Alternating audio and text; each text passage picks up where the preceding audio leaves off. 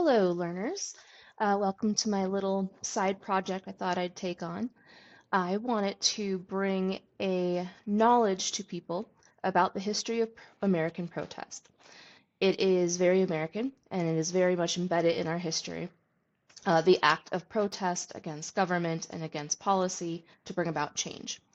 And I was really inspired to talk about this because after the No Kings protest of October 18th, the biggest protest in American history, there were a lot of people making comments, whether in person or on the internet to strangers, and even on the television, that displayed a lack of context and knowledge of our own history and how big protests played a part in developing what we have now and who we are now.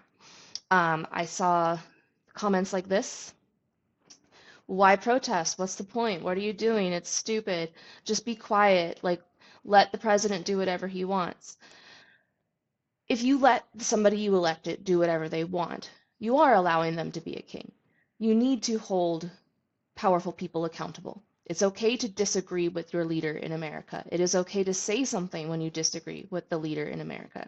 That's what's great about us. We can protest. We can dissent.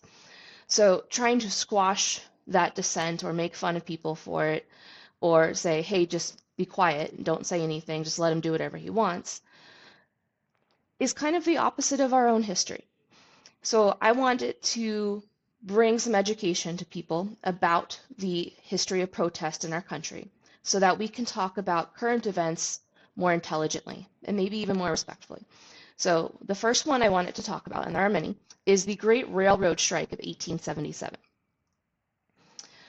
The Civil War had ended, and railroad expansion began with about 35,000 miles of track laid coast to coast.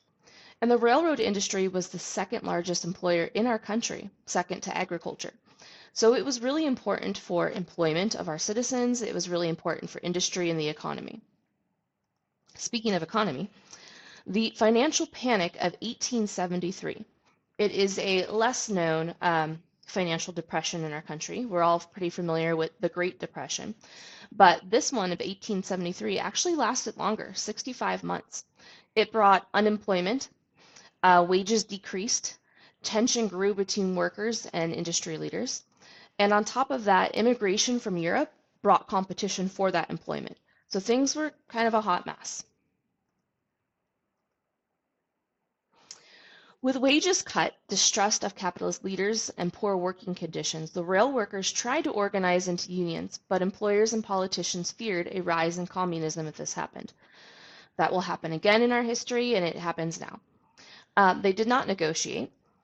So, taking us to Baltimore and Ohio Railroad, B&O, the president, John Garrett, cut wages for his workers in July of 1877.